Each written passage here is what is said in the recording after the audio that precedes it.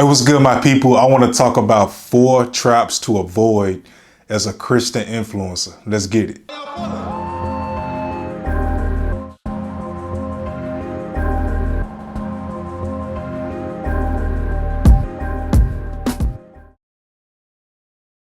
What I realized is that social media is a calling. If you have a urge to post on your platform, maybe it's Instagram, YouTube, TikTok, whatever it is, you were made for a time such as this. Social media is the biggest influence of our day, and you are needed. And I want to just affirm that and say thank you for all you have done. Social media is where people are, and wherever people are, service is needed. You can't start a city without meeting the needs of people. There needs to be a grocery store. There needs to be a gas station. There needs to be clinics. And God is using us on these platforms to be a clinic, to reach the lost, to reach the sick, to reach the broken. But it's important that we avoid some traps that I want to talk about. 4 traps to avoid, because we have to be set apart from the world. And I've noticed some traps that I've seen Christian influencers fall into, and I want to alert us with these traps. Trap number 1 that we should avoid is the self-praise trap. I've seen some Christian YouTubers and influencers, they put in their titles, "Fire Christian YouTuber talks about drugs," or "Dope Christian rapper spits the best verse ever."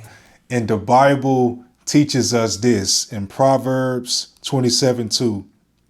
Let someone else praise you, not your own mouth, a stranger, not your own lips.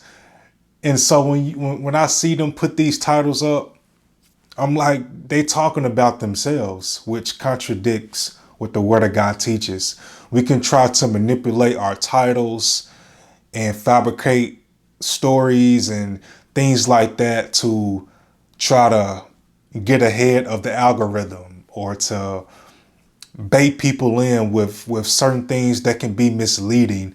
And I don't think God approves of those things. And we can say that it's trying to be intentional, but I think it's us trying to fit in and go along with the world's mode of what success is and how to get success. We don't operate by the world system. We are set apart. We can be lured into losing character, selling our soul, right? Trying to gain the world and gain followers and gain viewers, and we lose our true selves. So we got to be aware of the self-praise trap. Trap number 2 that I see a lot of Christian influencers falling into is the gossip trap.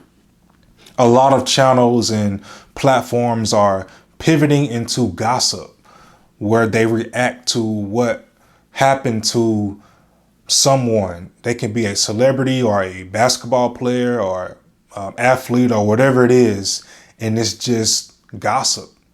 And they do it because they see people like mess. People respond to gossip and what's trendy when it comes to people. I came across this article. In the article, it says, gossip is the opposite of the gospel. As we know, the gospel is good news. Gossip is mainly bad news. You might have been taught that if it's true, it's not gossip. But sharing shameful truth about someone else can be gossip. One biblical phrase for this kind of speech is a bad report. Just because someone actually did something wrong does not mean that we need to or get to talk about it with others.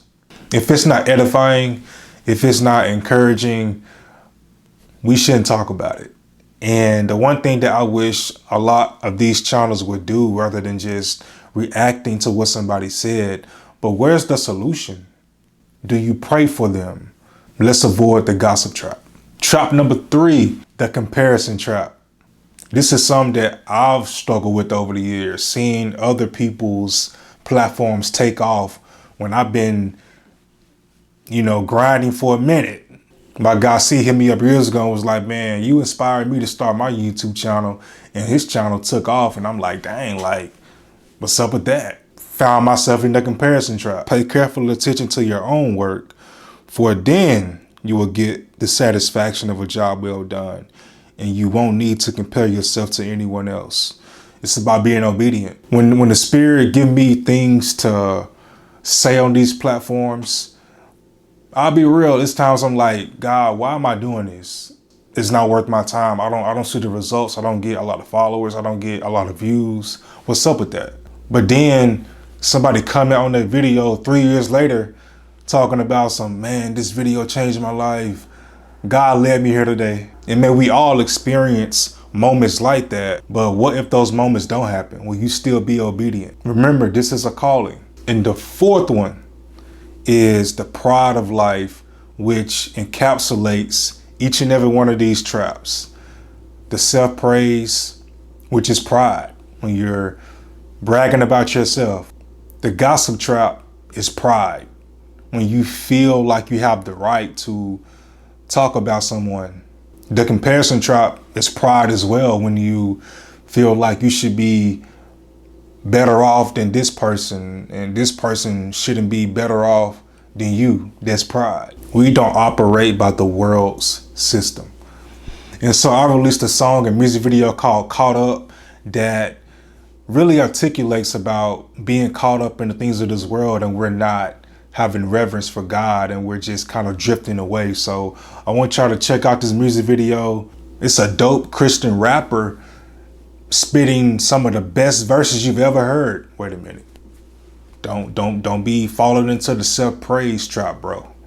Caught up in trends, caught up in sins, caught up in friends, caught up pretend, caught up in pride, caught up in lust, caught up in doubt, we lacking trust, caught up in the past, caught up what was, caught up in the buzz, caught up in drugs, caught up in clubs, caught up in love, caught up in vanity, caught up in fantasy, caught up in false teaching, caught up in heresy, caught in our